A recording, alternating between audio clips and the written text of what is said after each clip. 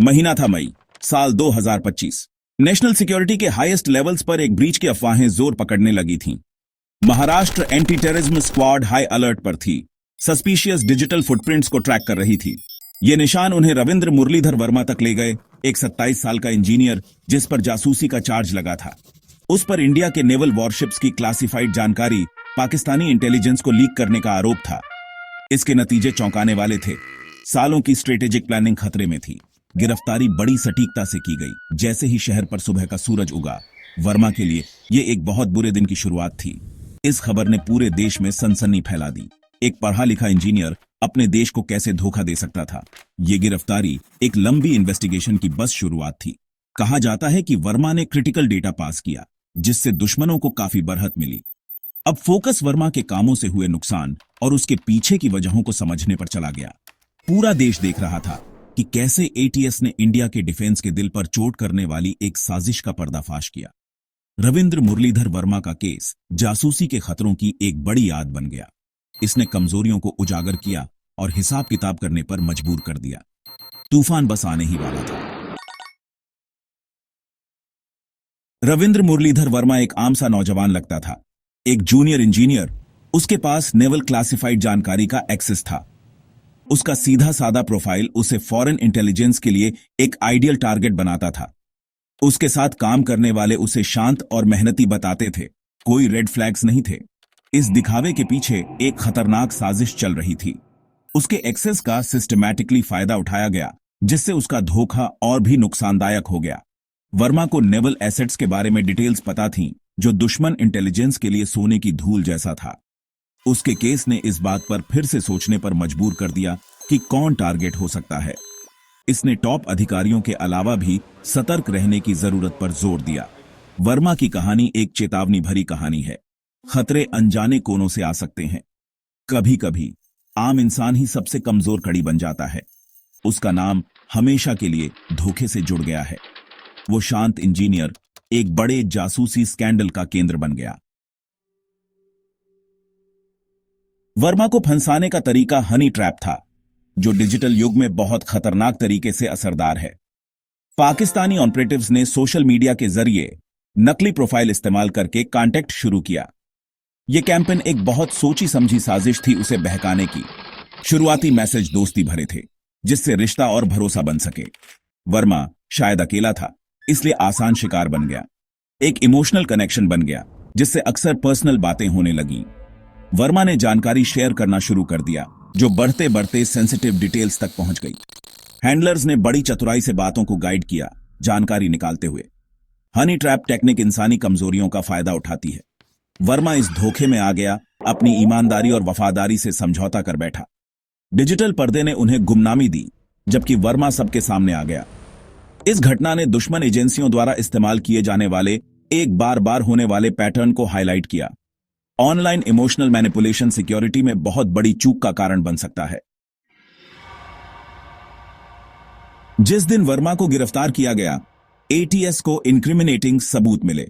Indian navy ships के detailed maps और blueprints जब्त किए गए। ये कॉन्फिडेंशियल डॉक्यूमेंट्स थे, पब्लिक डोमेन में मिलने वाले स्केडियाग्रामाटा, स्केमैटिक्स नहीं। ऐसी जानकारी दुश्मन के हाथों में बहुत खतरनाक हो सकती है। कॉन्फिडेंशियल बातचीत की ऑडियो रिकॉर्डिंग्स भी मिली। वर्मा ने सेंसिटिव डिस्कशंस को रिकॉर्ड किया, जिसमें स्ट्रेटेजिक प्लान्स कैप्चर हुए। इतनी बारीकी से डेटा जमा करना एक सोची समझी कोशिश की ओर इशारा करता था। एक डायरी, जिसमें सेंसिटिव जानकारी का लॉगबुक था, मिली।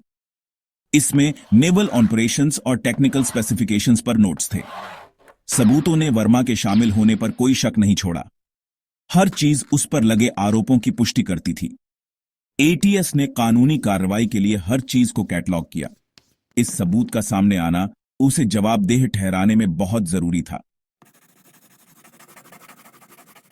वर्मा द्वारा लीक की गई जानकारी बहुत ज्यादा स्ट्रेटेजिक महत्व की थी। उसने 14 नेवल वॉरशिप्स और सबमरीन्स की डिटेल्स कॉम्प्रोमाइज की। उनकी एक्टिविटीज की जानकारी दुश्मनों को फायदा पहुंचा सकती थी। शिप मूवमेंट्स और ऑपरेशनल रेडीनेस बहुत गुप्त रखी जाने वाली बातें हैं। इन्वेस्टिगेटर्स ने कंफर्म किया कि लीक हुआ डेटा हाईली कॉन्फिडेंशियल और एकदम सही था। इतनी सटीक जानकारी से दुश्मन सेनाएं हमारी चालों का अंदाजा लगा सकती थीं। इस धोखे ने नेवल एसेट्स और सैनिकों की जान को खतरे में डाल दिया। लीक हुई जानकारी का दायरा बहुत बड़ा था। इसमें सोनार सिग्नेचर, रेडार क्षमताएं और कम्युनिकेशन फ्रीक्वेंसी शामिल थीं। वर्मा के कामों ने इंडिया की नेवल तैयारियों को कमजोर कर दिया। इसके नतीजों की वजह से प्रोसीजर्स और स्ट्रेटेजीज में बड़े बदलाव की जरूरत है। ऑर्गेनाइजेशन के अंदर भरोसा टूट गया है, जिससे हौसले पर असर पड़ा है। वर्मा का धोखा एक सिस्टमिक शॉक था, जिसने सिक्योरिटी पर गंभीरता से सोचने पर मजबूर किया। वर्मा की गिरफ्तारी जासूसी की कोई अकेली घटना नहीं थी। इन्वेस्टिगेटर्स ने एक बड़े नेटवर्क की संभावना की जांच की। 2019 में ऐसा ही एक केस 11 नेवी सेलर्स से जुड़ा था। वे भी हनी ट्रैप का शिकार हुए थे। पाकिस्तानी हैंडलर्स को जानकारी लीक कर रहे थे। ये समानताएं एक लगातार बने रहने वाले खतरे की ओर इशारा करती थीं। 2019 की घटना ने एक परेशान करने वाला पैटर्न दिखाया। पाकिस्तानी एजेंसियों ने टारगेट्स को फंसाने के लिए वही सोशल मीडिया प्रोफाइल इस्तेमाल किए थे। ये एक सिस्टमैटिक तरीके की ओर इशारा करता था, न कि अलग अलग कोशिशों की ओर। इसका बार बार होना सिक्योरिटी लेयर्स में घुसने की लगातार कोशिशों को दिखाता है। वर्मा के केस में काम करने का तरीका, मोडस ऑपरेंडी, पहले से बने नेटवर्क्स की पहचान रखता था। चुनौती जासूसी गतिविधियों को सपोर्ट करने वाले नेटवर्क को खत्म करना था। ऐसे नेटवर्क्स का होना मॉडर्न जासूसी के नेचर को हाईलाइट करता है। वर्मा के इस कमजोरियों की लगातार तलाश की एक गंभीर याद दिलाता है। जासूसी के खिलाफ लड़ाई में सतर्कता और मजबूत जवाबी उपायों की जरूरत है। वर्मा जैसे लोगों द्वारा की गई जासूसी नेशनल सिक्योरिटी पर असर डालती है। मिशन की गोपनीयता खतरे में पड़ जाती है, जिससे नेवल ऑपरेशंस पर खतरा मंडराता है। लीक हुई डिटेल्स दुश्मनों को हमारी हरकतों का अंदाजा लगाने देती है। ऐसे लीक्स सैनिकों की जान के लिए सीधा खतरा पैदा करते हैं। अगर दुश्मन को किसी जहाज की लोकेशन पता हो, तो वो उसे आसानी से निशाना बना सकता है। जासूसी की इंसानी कीमत का कोई हिसाब नहीं लगाया जा सकता। लीक हुई जानकारी दुश्मन देशों को स्ट्रेटेजिक फायदा पहुंचाती है। ये सालों की डिफेंस प्लानिंग और इन्वेस्टमेंट को कमजोर करती है। ऑर्गेनाइजेशन को अंदरूनी तौर पर काफी नुकसान होता है। जासूसी की घटनाओं की वजह से सिक्योरिटी प्रोटोकॉल्स के महंगे रिव्यूज करने पड़ते हैं।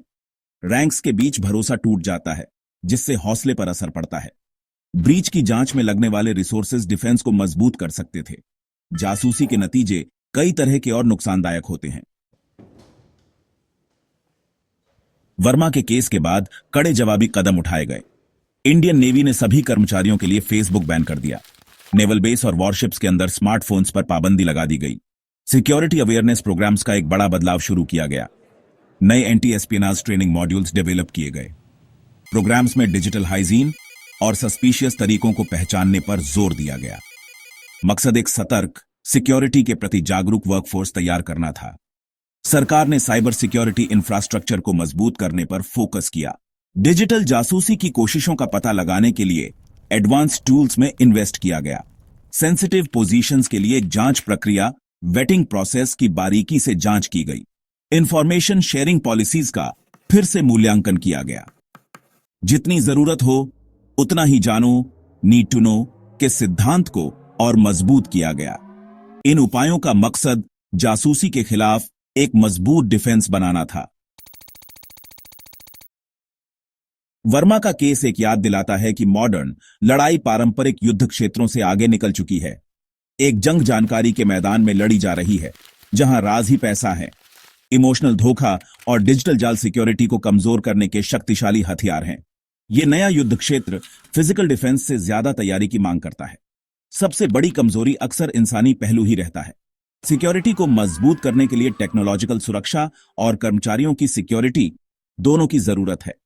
हर नागरिक को जागरूकता और जिम्मेदारी अपनानी चाहिए। डिजिटल युग जासूसी के नए रास्ते खोलता है। एक मामूली क्लिक या बिना सोचे समझे की गई बातचीत के भयानक नतीजे हो सकते हैं। हमेशा चौकन्ना रहना ही आजादी की कीमत है। डिफेंस को मजबूत करने के लिए कई लेयर्स वाला तरीका, मल्टी लेयर्ड अप्रोच अपनाना होगा। जानकारी की लड़ाई जारी है। इंडिया को अपने भविष्य की रक्षा के लिए अलर्ट, तैयार और मजबूत रहना होगा।